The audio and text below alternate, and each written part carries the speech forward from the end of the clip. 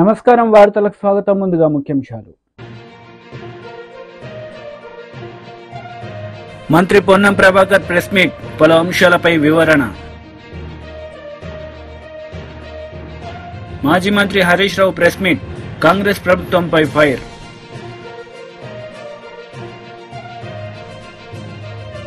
మంత్రి పొన్నం ప్రభాకర్ మీడియా సమావేశం నిర్వహించారు. ఈ సందర్భంగా పలు అంశాలపై ఆయన మాట్లాడారు. ట్రాన్స్పోర్ట్ డిపార్ట్మెంట్ టెక్నికల్ ఆఫీసర్ సమావేశం సందర్భంగా ఈరోజు తెలంగాణ ప్రజాప్రభుత్వం అధికారంలోకి వచ్చిన తర్వాత ప్రజల సేఫ్టీకి సంబంధించి 1988 కేంద్ర రవాణా చట్టంకు అనుగుణంగా, కొన్ని సుప్రీంకోర్టు మార్గదర్శకాలకు అనుగుణంగా కొన్ని నిబంధనలను కఠినంగా అమలు చేస్తూ రోడ్ సేఫ్టీ పట్ల ప్రత్యేకమైన శ్రద్ధ తీసుకోవడానికి నిర్ణయం చేసుకోవడం జరిగింది. ఉద్యోగాలకు సంబంధించిన అంతర్గత సమస్యలు ఏమున్నా ఇటీవల కాలంలో ఉపాధ్యాయులకు సంబంధించి లేదా తదితర శాఖలలో వాళ్ళలో ఉన్న అసహనం పోవాలని ప్రమోషన్లు కావచ్చు, ఇతరత్ర అన్ని కూడా పరిష్కారం చేసి పని విధానం మెరుగుపడాలనేటువంటి విధంగా ప్రభుత్వం ఒక కార్యాచరణ తీసుకుంది. అది కూడా రవాణా శాఖకు వర్తింపజేసి దీర్ఘకాలికంగా పెండింగ్ ఉన్నటువంటి ప్రమోషన్లు తదితర సమస్యలన్నీ పరిష్కరిస్తాం. కానీ రాష్ట్ర వ్యాప్తంగా ఉన్న రవాణా శాఖ సిబ్బంది ఎవరిని కూడా వేధింపు లేకుండా, ఇతరత్ర కార్యక్రమాలు జరగకుండా చట్టాన్ని కఠినంగా అమలు చేస్తూ రాష్ట్ర ఆదాయాన్ని పెంచడంతో పాటుగా ఈ రాష్ట్రంలో జరుగుతున్నటువంటి యాక్సిడెంట్లను, తద్వారా కోల్పోతున్న ప్రాణాలను రక్షించడానికి కూడా మనం చాలా గట్టిగా పనిచేయాల్సిన అవసరం ఉందని ఈ సందర్భంగా భావిస్తూ ఉన్నాం. దానికి అనుగుణంగా సుప్రీంకోర్టు మార్గదర్శకత్వాలను కూడా ఉపయోగించుకుంటూ మోటార్ వాహనాల చట్టం 1988 ప్రకారంగా డ్రైవింగ్ లైసెన్సులు ఇప్పటికే 6,916 ఏప్రిల్ 1 నుంచి ఆగస్టు 31 వరకు రద్దు చేయబడ్డాయి. భవిష్యత్తులో దీన్ని చాలా కఠినంగా చేయబోతా ఉన్నాం. డ్రంక్ అండ్ డ్రైవ్ కానీ, యాక్సిడెంట్ కావచ్చు, సిగ్నల్ జంపింగ్ కావచ్చు, ఇతరత్ర అనేక రకాల సుప్రీంకోర్టు మార్గదర్శకాలకు అనుగుణంగా డ్రైవింగ్ లైసెన్సుల రద్దు. మనం పాశ్చాత్య దేశాల్లో అమెరికా లాంటి చూస్తాం. డ్రైవింగ్ లైసెన్స్ లేకపోతే ఫిజికల్ హ్యాండిక్యాప్డ్గా అంటే మనం అతను బండి నడపడానికి వీలు లేకుండా అయిపోతాడు. ఇక్కడ కూడా అటువంటి చట్టాలను తీసుకొచ్చి ప్రమాదాలను నివారించేటువంటి విధంగా రవాణా శాఖ యావత్ సిబ్బంది తమ పని విధానం లోపల గట్టిగా పనిచేయాలనేటువంటి నిర్దేశన చేయడం జరుగుతోంది. చట్టాన్ని పూర్తిగా అమలు చేస్తూ కొత్తగా ఎవరిని వేధించే అవసరం లే. ట్రాఫిక్ రూల్స్ కావచ్చు, ఇతరత్ర డీవియేట్ అయితే నా లైసెన్స్ రద్దు అవుతుందనే భయం పౌరుల్లో రావడానికి అవసరమైనటువంటి రోడ్ సేఫ్టీ చైతన్యాలు సభలు కావచ్చు, పాఠశాల పిల్లల్లో కూడా యూనిసెఫ్ ద్వారా రోడ్ సేఫ్టీకి సంబంధించినటువంటి ఒక అవేర్నెస్ పార్కులు కావచ్చు, చిల్డ్రన్ పార్క్స్ కావచ్చు, ఈ విధంగా ఏర్పాటు చేయడానికి కూడా ఉద్యోగస్తులందరినీ కోరుతాను. ప్రభుత్వం పక్షాన విద్యాశాఖ వాళ్ళతో కూడా సమన్వయం చేస్తా ఉన్నాం. ముఖ్య ఉద్దేశం రవాణా శాఖ ఎన్ఫోర్స్మెంట్ అనేది యాక్సిడెంట్లు నివారించడానితో పాటుగా సరి అయిన విధంగా వాహనాలు నడపడానికి సంబంధించి ప్రాణాపాయం నుంచి ప్రజలు రక్షించడానికి ఉపయోగించే విధంగా వాళ్ళ విధి నిర్వహణ సక్రం చేసే విధంగా ఈ యొక్క టెక్నికల్ ఆఫీసర్స్ కాన్ఫరెన్స్లో కూడా వీళ్ళందరినీ విజ్ఞప్తి చేయడం జరుగుతోంది. దీనివల్ల ప్రభుత్వం తరఫున కూడా కోరుతా ఉన్నాం.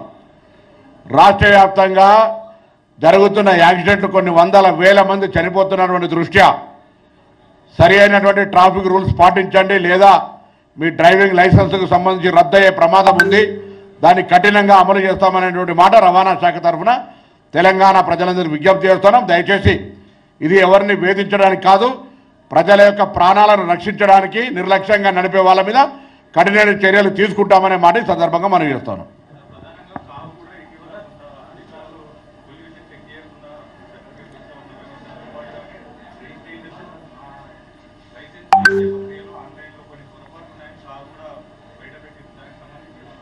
సార్, ఇప్పుడు కొన్ని కేంద్రంలో వాహన చట్టం కింద 28 రాష్ట్రాలను, ఈ రాష్ట్రాన్ని కూడా అందులో తీసుకొని పోయి కొన్ని సంస్కరణలు చేయాలనే ఆలోచనతో ప్రభుత్వం ఉంది. అది పొల్యూషన్ చెకింగ్ నామినల్గా కాకుండా వెహికల్ టెస్టింగ్ సంబంధించి కావచ్చు, ఆటోమేటిక్ టెస్టింగ్ సెంటర్స్ ఏర్పాటు చేయడం కావచ్చు, కొన్ని ప్రక్రియల్ని తీసుకొని పోవడానికి ఇక్కడ ఉన్నటువంటి టెక్నికల్ ఆఫీసర్స్ అందరూ సహకారాన్ని అడుగుతా ఉన్నాం. రాష్ట్ర ప్రభుత్వం 2-3 అంశాలు, ఒకటి ఉద్యోగుల్లో ప్రమోషన్ వారికి కావచ్చు లేదా తమకు సంబంధించినటువంటి ఏదైనా వృత్తిరీత్యా ప్రభుత్వం నుంచి జరగాల్సిన పెండింగ్లు ఉంటే వాటిన్నింటినీ వెంటనే పరిష్కరిస్తాం. వాళ్ళలో ఉన్న అసహనాన్ని తొలగించి పని విధానం మెరుగుపడడానికి, పని విధానం లోపల ఎగ్జిక్యూషన్ అంటే ఎన్ఫోర్స్మెంట్ అనేది ప్రాపర్గా జరుగుతూ ప్రభుత్వ ఆదాయం పెరగాలి, ఎవరిని వేధించకుండా. అదేవిధంగా రోడ్డు ప్రమాదాలు నివారించడానికి రోడ్ సేఫ్టీ అవేర్నెస్ క్రియేట్ చేస్తూ వాహనాల ఫిట్నెస్ కూడా సమాన స్థాయి లోపల వారి ఫిట్నెస్ను కూడా సరైన విధంగా టెక్నికల్గా సర్టిఫికేట్ చేయడము, అందుకు సంబంధించి మోటార్ వాహనాల చట్టాన్ని ఉల్లంఘిస్తే సుప్రీంకోర్టు గైడెన్స్ ప్రకారంగా డ్రైవింగ్ లైసెన్స్ రద్దు చేయడమే కాకుండా వాళ్ళకి వెహికల్ కూడా భవిష్యత్తులో రిజిస్ట్రేషన్. టీడీపీ పోలిట్ బ్యూరో సభ్యులు వర్ల రామయ్య మీడియా సమావేశం నిర్వహించారు. ఈ సందర్భంగా సీఎం జగన్ రెడ్డిపై మండిపడ్డారు. ఆ బాధితుల్ని ఆదుకోవాలన్న ఆలోచన మీకు లేదు. మీ ఆలోచన, మీ ఊహలు, మీ అంతా కూడా లండన్ పారిపోవటానికే, లండన్ ఎగిరిపోవటానికే. నేను అడుగుతున్నా, కోర్టు సరైన నిర్ణయం తీసుకుంది. 1 సంవత్సరమే మీకు పాస్పోర్టు నమోదు చేస్తూ 5 సంవత్సరాలు ఇస్తే మీరు తిరుగురారని నమ్మకం ఉందేమో అనుకుంటున్నాను, నేను అనుమానం ఉందేమో అనుకుంటున్నాను. కోర్టుకి మళ్ళీ తిరిగి రారేమో అని అనుమానం. అందుకే కోర్టు మీకు సంవత్సరానికే మీకు పరిమితం చేసింది మీ పాస్పోర్ట్ అని చెప్పి నేను అడుగుతున్నా. ఇన్ని కేసుల్లో విచారణలు ఎదుర్కొంటున్నారు మీరు.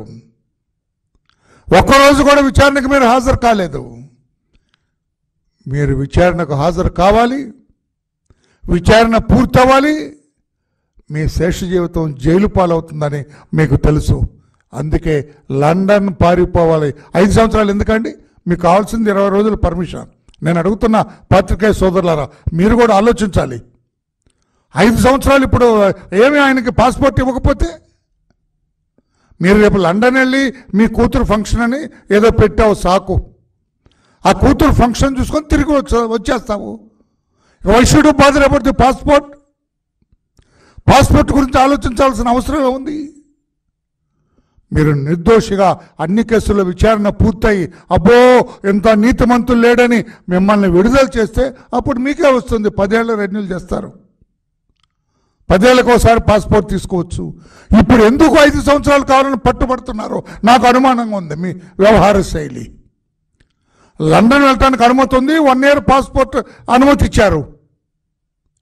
Why are particular about 5 years అంటే 5 సంవత్సరాలు రావా? 5 సంవత్సరాలు కూడా కోర్టు విచారణకి అటెండ్ అవ్వా? కోర్టు కేసు అంతేనా? దిక్కుమాలిన అట్లా ఉండవలసిందేనా? 2012లో పడిన ఛార్జ్షీట్లు ఇప్పుడు దాదాపు 12 ఏళ్ళు దాటిపోయింది. ఈ 5 ఏళ్ళు కూడా ఉండాలా? అందుకని 5 ఏళ్ళ పాస్పోర్ట్ ఎందుకు కావాలని చెప్పి నేను అడుగుతున్నా. కోర్టు కూడా అనుమానం వచ్చినట్లుంది మీ మీద.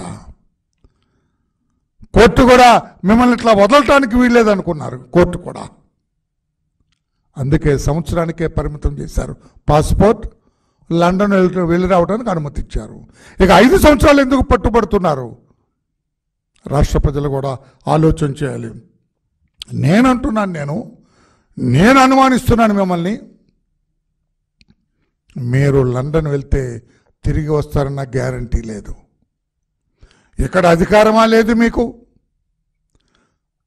తర్వాతైనా మీ రాజకీయ భవిష్యత్తు అంధకార బంధురంగానే ఉంది తప్పితే ఆశాజనకంగా లేదు. మీ రాజకీయ జీవితం అంధకార బంధు చీకటమయంగానే ఉంది తప్పితే ఆశాజనంగా రేపో మాపో మరలా నాకు అధికారం వస్తుందన్న ఆశ ఎక్కడిని కనిపించట్లేదు. Then why should stay in Andhra Pradesh? అందుకే లండన్ పారిపోయి అక్కడ ఆశ్రయం పొందాలని కోరుకుంటున్నావు.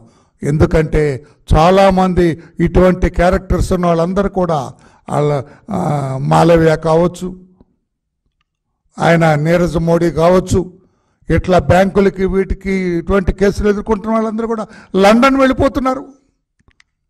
లండన్లో ఉంటే ఆ చట్టాలు వేరు. భారతదేశం నుంచి అంత తొందరగా మిమ్మల్ని వెనక్కి తీసుకురాలేరు. ఆ చట్టాల చాటున దాక్కొని అక్కడ ఉండాలని మీరు ప్రయత్నం చేస్తున్నారా జగన్మోహన్ రెడ్డి గారు?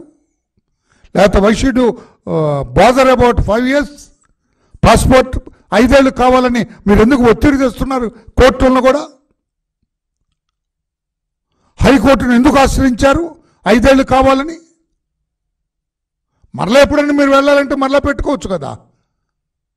1 ఇయర్ దాకా ఇచ్చారు, 1 ఇయర్లో వెళ్ళరండి 2-3 సార్లు.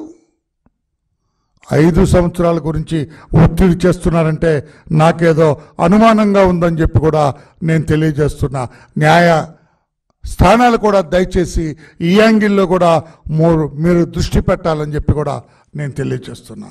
లేకపోతే 5 సంవత్సరాలు కావాలని పట్టుబట్టంలోనే అనుమానం ఉందని చెప్పి కూడా నేను తెలియజేస్తున్నా. ఇంకొకటి అడుగుతున్నాను జగన్మోహన్ రెడ్డి గారు మిమ్మల్ని, నేను నిన్న సాటర్డే మీ ప్యాలెస్లో, బెంగళూరు ప్యాలెస్లో మీరు రాజకీయ మీటింగ్ పెట్టలేదా? బెంగళూరు కాంగ్రెస్ నాయకుల్ని, ముఖ్యమైన నాయకులందరినీ మీ బంగళూరుకి, ప్యాలెస్కి పిలిచి మీరు మీటింగ్ పెట్టలేదా?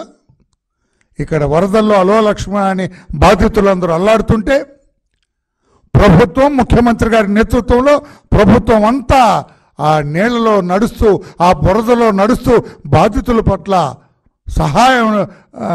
దాంట్లో సహాయ సహకారాలతోటి నిమగ్నమై ఉంటే మీరెందులో ఉన్నారు? రాజకీయంలో నిమగ్నమై ఉన్నారు. బెంగళూరులో YCP leader Pothina Mahesh media సమావేశం నిర్వహించారు. ఈ సందర్భంగా పలు అంశాలపై ఆయన మాట్లాడారు. అందరికీ నమస్కారం. విజయవాడ నగరాన్ని ముంచేసింది ఎవరు? విజయవాడ కూడా రాజధానిలో ఒక భాగమే కదా. అయినా కూడా విజయవాడ నగరం మీద మీకు ఎందుకంత కక్ష?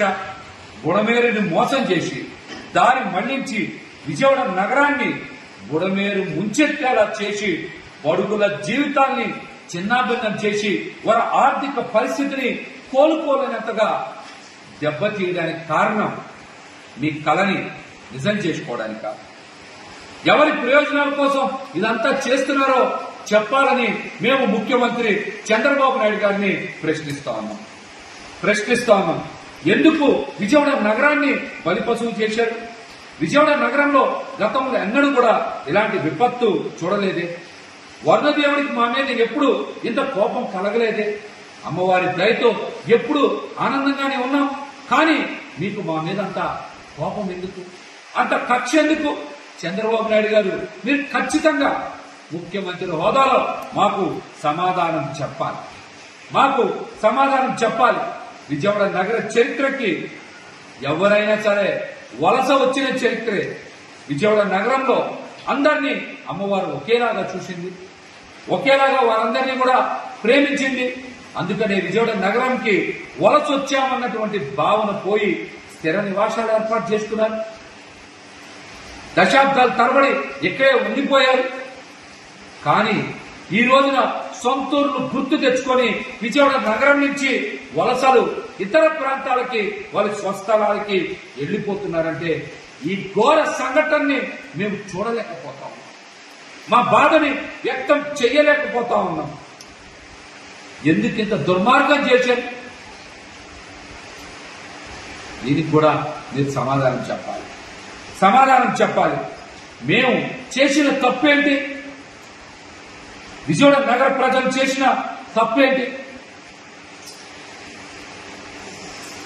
ఏదో ఒక రోజు మీ విపరీతమైనటువంటి తెలివితేటలతో హైదరాబాద్ కూడా మీరు సముద్రాన్ని తీసుకెళ్లినా ఆశ్చర్యపోకర్లా. ఎందుకంటే మీకు తోడొచ్చేటువంటి యోధులైన నాయకులు ఉన్నారు. వాళ్ళకి ఆర్టిఫిషియల్ ఇంటెలిజెన్స్ టెక్నాలజీ మీద కూడా బాగా పట్టుంది. అట్లాంటి నాయకుల మద్దతు ఉన్న మీరు ఖచ్చితంగా ఏదో ఒక రోజు హైదరాబాద్ కి సముద్రాన్ని కూడా ఖచ్చితంగా తీసుకెళ్లేటువంటి సమర్థత ఉందని నేనైతే అనుకుంటా ఉన్నా.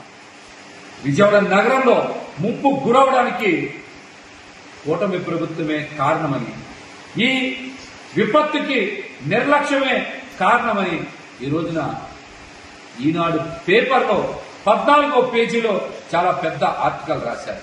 ఇది కూటమి ప్రభుత్వం సృష్టించిన నిశ్శబ్ద మారణ హోమం అని అందులో రాయకనే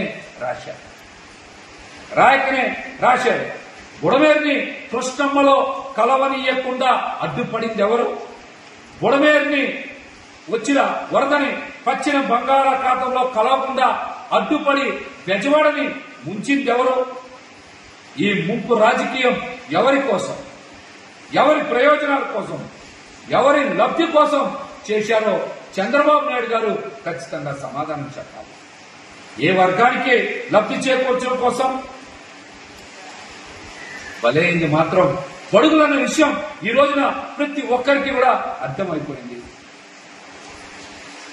చివరికి ఆధిపత్య వర్గాల అభివృద్ధి కోసం బడుగు బలహీన వర్గాలు బీద బిక్కీలు ఈ రోజున అన్యాయం అయిపోయారు. చరిత్ర ఎప్పటికీ కూడా ఇది గుర్తు పెట్టుకుంటుంది. ఈ పాపానికి ఒడిగట్టిన ప్రతి ఒక్కరికి కూడా ఖచ్చితంగా విజయవాడ నగర ప్రజలు శిక్షించి తీరుతారని కూడా మిమ్మల్ని హెచ్చరిస్తా ఉన్నా. మాజీ మంత్రి హరీష్ రావు మీడియా సమావేశం నిర్వహించారు. ఈ సందర్భంగా పలు అంశాలపై ఆయన మాట్లాడారు. ముందు చెట్టుకు ఉరివేసుకొని సూసైడ్ నోట్ రాసి సురేందర్ రెడ్డి గారు చనిపోవడం జరిగింది. సురేందర్ రెడ్డి గారి సూసైడ్ నోట్ సాక్షిగా అడుగుతా ఉన్నారు రేవంత్ రెడ్డి గారు, నువ్వే చెప్పినావు కదా 15 ఆగస్టు నాడు ఖమ్మంకు పోయి రైతులకు రుణమాఫీ అయిపోయింది అన్నావు కదా, అయిపోయిందా? మరి అయిపోతే సురేందర్ రెడ్డి గారు ఎందుకు ఆత్మహత్య చేసుకున్నారు? మీరే చెప్పిండ్రు కదా రేషన్ కార్డుతో లింకు లేదు అని నువ్వు చెప్పినావా లేదా? నేను రుణమాఫీ గైడ్ లైన్స్ వచ్చిన రోజే అసెంబ్లీలో ప్రెస్ మీట్ పెడితే నేను ప్రెస్ మీట్ పెట్టిన కొద్ది గంటల్లోనే ప్రభుత్వం నుంచి నోట్ వచ్చింది. ఏమని? రుణమాఫీకి రేషన్ కార్డుతో లింకు లేదు అన్నారు. కానీ లింకు ఉన్నది కనుకనే గైడ్ లైన్స్లో ఉన్నది కనుకనే బ్యాంక్ మేనేజర్ అనిరుద్ మీ ఇద్దరికి కలిపి రేషన్ కార్డులో ఒక్కరికి మాత్రమే రుణమాఫీ అవుద్ది, 2 లక్షలు మాత్రమే అయిద్దంటేనే కదా సురేందర్ రెడ్డి ఆత్మహత్య చేసుకున్నది. అంటే ప్రభుత్వం చెప్పుతున్న మాటలకు చేతలకు పొంతన లేదు అని చాలా స్పష్టంగా మనకి ఈరోజు అర్థమవుతా ఉంది. రుణమాఫీ లబ్ధిదారులను ఆంక్షల పేరుతో నువ్వు పన్నిన పన్నాగం ఇవాళ రైతుల మెడకు ఉరితాడైంది. నువ్వు రాజకీయంగా బ్లఫ్ చేద్దామనుకున్నావు. నీ బ్లఫ్కు మూల్యం ఇవాళ సురేందర్ రెడ్డి గారి చావు, సురేందర్ రెడ్డి గారి మరణం.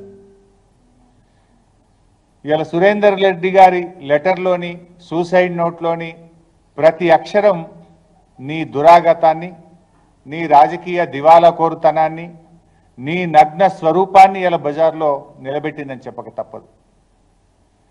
ఈ సూసైడ్ లెటర్ నీ 9 నెలల దుష్ట పాలన మీద తెలంగాణ రైతులు రాసిన పంచనామా ఇది. ఇలా నీ పాలనలో ఈ రోజు వరకు రాష్ట్రంలో 475 మంది రైతులు ఆత్మహత్య చేసుకున్నారు. నువ్వు గతంలోనే అడిగిన లిస్టు ఉంటే పంపండి అన్నావు. గంట సేపట్టే నీకు లిస్టు పంపిన, కానీ ఏ ఒక్క రైతును కూడా మీరు ఆదుకోలేదు. ఎందుకు జరిగిందో కూడా మీరు ఈరోజు చెప్పినటువంటి పరిస్థితి లేదు. అంటే నీ పాలన ఎట్లుందంటే ఎన్నికల ముందు ఒక మాట, కుర్చీ ఎక్కినాక ఇంకో మాట, బడ్జెట్లో ఒక మాట, పార్లమెంట్ ఎన్నికల ముందు ఒక మాట, పార్లమెంట్ ఎన్నికలు అయ్యాక ఇంకొక మాట, పూటకో మాట. నీది పొద్దుతిరుగుడు పువ్వు కంటే వేగంగా మారుతా ఉన్నావు. ఊసర వెల్లులు కూడా నిన్ను చూసి సిగ్గుపడతా ఉన్నాయి. ఇప్పుడు ఎన్నికల ముందు ఏం చెప్పినావు? పరిగెత్తండి, అప్పులు తెచ్చుకోండి, నేను రాగానే డిసెంబర్ 9 నాడు 2 లక్షలు రుణమాఫీ చేస్తాను. ఆ రోజు చెప్పినావా? రేషన్ కార్డు ఉంటే చేస్తా, కుటుంబానికి ఒక్కరికే చేస్తా, ఉద్యోగస్తులుంటే ఇవేం చెప్పలే కదా నువ్వు. ఆ రోజు అందరికీ చేస్తా అన్నావు, పరిగెత్తి తెచ్చుకోండి అన్నావు ఎన్నికల ముందు. ఎన్నికలు అయ్యాక ఏమన్నావు? ఒకసారి నువ్వు 1 సంవత్సరం కడుపు కట్టుకుంటే చాలు 49,000 కోట్లు మాఫీ చేసేస్తా అన్నావు. మరి నువ్వు కడుపు కట్టుకుంటలేవా ఇప్పుడు? మరి ఎందుకు కోతలు పెడుతున్నావు? బ్యాంకుల్లో రైతులు తీసుకున్న అప్పులు 49,000 కోట్లు నువ్వే చెప్పినావు. కడుపు కట్టుకుంటే చాలు 1 సంవత్సరంలో చేస్తా అని చెప్పినావు. క్యాబినెట్ మీటింగ్ అయినాక నువ్వే ప్రెస్ మీట్ పెట్టి 31,000 కోట్లు 41 లక్షల మంది రైతులకు చేస్తా అని చెప్పినావు. బడ్జెట్లో చూస్తే 26 లక్షల కోట్లు పెట్టినావు. చేసిందేమో 17,000 కోట్లు. పార్లమెంట్ ఎన్నికల ముందు దేవుడి మీద ఒట్టు పెట్టి 15 ఆగస్టులోగా పూర్తి చేస్తా అంటివి. మరి ఇవాళ సురేందర్ రెడ్డి గారి ఆత్మహత్య ఎందుకు జరిగింది? ఇది నీ వైఫల్యం కాదా? ఈ నీ ప్రభుత్వం ఇది రైతుల్ని మోసం చేయడం, దగా చేయడం కాదా అని నేను అడుగుతా ఉన్నా. ఇలా ఎంత బాధ అంటే, తల్లికి పిల్లల మధ్య గొడవ పెడితివి, తండ్రికి పిల్లల మధ్య గొడవ పెట్టివి నువ్వు. నువ్వు ఇవాళ ఏం చేసినావు? కుటుంబ బంధాల మధ్య చిచ్చు పెట్టినావు. నీ దరిద్రపు గొట్టు రాజకీయం, నీ కోతల వల్ల కుటుంబాల మధ్య ఇలా చిచ్చు వచ్చే పరిస్థితి ఉంది. రండన్నా, మీ పాలనలో కుటుంబ బంధాలన్నీ కూడా చెడిపోతా ఉన్నాయి. నీ పాలన వల్ల కుటుంబ బంధాలు చెడిపోతా ఉన్నాయి. మా కేసీఆర్ గారి పాలనలో తల్లులను పిల్లలు సరిగా చూడడం లేదని, వృద్ధులను పట్టించుకోవడం లేదని 200 రూపాయలు ఉన్న పెన్షన్ను 10 అంతలు పెంచి కేసీఆర్ గారు 2000 ఇచ్చి వైసీపీ లీడర్ మీడియా సమావేశం నిర్వహించారు. ఈ సందర్భంగా పలు అంశాలపై ఆయన మాట్లాడారు. కలెక్టరు, జిల్లా కలెక్టరు ఆమె ఏం చెప్తా ఉన్నారంటే, మేము ఎలర్ట్గా లేము, మాకే అలర్ట్ లేదు. 15,000 క్యూసెక్కుల కెపాసిటీ కలిగిన బుడమేరులో 40,000 క్యూసెక్కులు వస్తే ఒక్కసారిగా అర్థం కాని పరిస్థితి ఏర్పడింది అన్నట్టుగా ఆమె చెప్పారు. ఇక రెవెన్యూ ప్రిన్సిపల్ సెక్రటరీ సిసోడియా గారు అయితే ఈ ప్రభుత్వ ఆలోచనని చాలా స్పష్టంగా చెప్పడం జరిగింది. ఆయన ఏం చెప్తా ఉన్నారు, మాకు అలర్ట్ వచ్చింది కానీ 2 లక్షల మందిని తరలించడం సాధ్యం కాదు, ఇంతకుముందు అనుభవాల్లో కూడా ప్రజల్ని తరలించాలంటే ఎవరు రారు అంటారు. అసలు మీరు చేసిన ప్రయత్నం ఏది అంటే ఇక్కడే మీకు అర్థమైపోతుంది ప్రభుత్వానికి తెలిసి దీన్ని గాలి కుదిలేశారు అని. 28వ తేదీన అలర్ట్ వచ్చినప్పుడు ముఖ్యమంత్రి గారు వరద ప్రభావం లేదా వర్షాలు, భారీ వర్షాలు రాబోతున్నాయని కానీ ఈ ప్రభావం ఎలా ఉండబోతుందని కానీ ఒక్క రివ్యూ అయినా చేశారా? కనీసం 28ని క్యాబినెట్ కూడా జరిగినట్టుంది. ఆ క్యాబినెట్లో ఏ విధంగా దీన్ని ఎదుర్కోవాలనే విషయం మీద కానీ ఇంకా ఇతర దీనికి సంబంధిత అంశాల మీద కానీ చర్చించారా, సమీక్ష చేశారా? నేను ఆ మధ్యన చూశాను, కరెక్ట్గా అదే డేట్స్లో ఏదో ఒక సినీ నటికి సంబంధించిన ఇష్యూలో సీఎంఓ ఆరా తీసిందని పత్రికలో వచ్చింది. మరి సీఎంఓ వరదల గురించి, వర్షాల గురించి ఆరా తీయలేదా? ఏం చర్చించలేదా? ఇది పెద్ద విషయం కాదనుకున్నారా? దీన్ని బట్టి మీకు ఏమర్థమవుతుందంటే అలర్ట్గా ఉండడం కాదు, లేకపోవడం కాదు, అసలు దీన్ని చాలా తేలిగ్గా తీసుకున్నారు. ఈ ప్రభుత్వం వరదలు అనే విషయాన్ని చాలా తేలిగ్గా తీసుకుంది. భారీ వర్షాలు, ముంపు అనే విషయాన్ని చాలా సింపుల్గా కొట్టిపరేసినట్టుగా కనిపిస్తూ ఉంది. విజయవాడ నడిబొడ్డులో మొగలరాజపురం దగ్గర కొండ చర్యలు విరిగిపడి 5గురు మరణిస్తే అది సెక్రటేరియట్కి కోతవేటు దూరం, అంటే సుమారు 4 కిలోమీటర్ల లోపు ఉండొచ్చు సంఘటన జరిగింది. ముఖ్యమంత్రి గారి రెసిడెన్సీకి ఒక 3 కిలోమీటర్లు ఉండొచ్చు. కనీసం విజయవాడ లాంటి సిటీలో కొండ చర్యలు విరిగి ఒక 5గురు చనిపోతే ఎలా రెస్పాండ్ అయింది ప్రభుత్వం? ఎవరైనా వెళ్ళారా అక్కడికి? 6గురు పక్కనే ఉన్న ముఖ్యమంత్రి గారు కనీసం విజిట్ చేశారు? పోనీ ఏదైనా అర్జెంటుగా మనం వెళ్లాల్సింది ఎవరు అంటే డిజాస్టర్ మేనేజ్మెంట్కి సంబంధించిన అధికారులు కానీ, ఉన్నతాధికారులు కానీ, లేకపోతే మంత్రులు కానీ పరుగులు తీశారా అక్కడికి? ఎప్పుడైతే మీరు చాలా తేలిగ్గా తీసుకున్నారో ఈ యంత్రాంగం కూడా ఆ తర్వాత సంఘటనల పట్ల ప్రభుత్వం తీరును బట్టే వారు కూడా చాలా పైపైన తేలిగ్గా తీసుకున్నారని నేను కూడా భావిస్తూ ఉన్నా. ఈ రోజున మనం చూస్తే అసలు ఫస్ట్ ఇంత ఫ్లడ్ వస్తున్నప్పుడు ఇదే కృష్ణా నది పైన 3 మేజర్ రిజర్వాయర్స్ ఉన్నాయి, మేజర్ ప్రాజెక్ట్స్ ఉన్నాయి. శ్రీశైలం కానీ, నాగార్జున సాగర్ కానీ, పులిచింతలు కానీ. కనీసం ఆ ప్రాజెక్టులో ఫ్లడ్ క్వశ్చన్ పెడితే ఈ పరిస్థితి లేదు కదా. అంటే ఇరిగేషన్ అధికారులు, ఇరిగేషన్ శాఖ ఏం చేస్తూ ఉంది? అసలు ఇరిగేషన్ శాఖకి, డిజాస్టర్ మేనేజ్మెంట్, రెవెన్యూకి మధ్య సమన్వయం ఉందా లేదా? ఇవన్నీ ప్రశ్నలు. వార్తలు ముగించే ముందు ముఖ్యాంశాలు మరోసారి. మంత్రి పొన్నం ప్రభాకర్ ప్రెస్ మీట్, పలు అంశాలపై వివరణ. మాజీ మంత్రి హరీష్ రావు ప్రెస్ మీట్, కాంగ్రెస్ ప్రభుత్వంపై ఫైర్.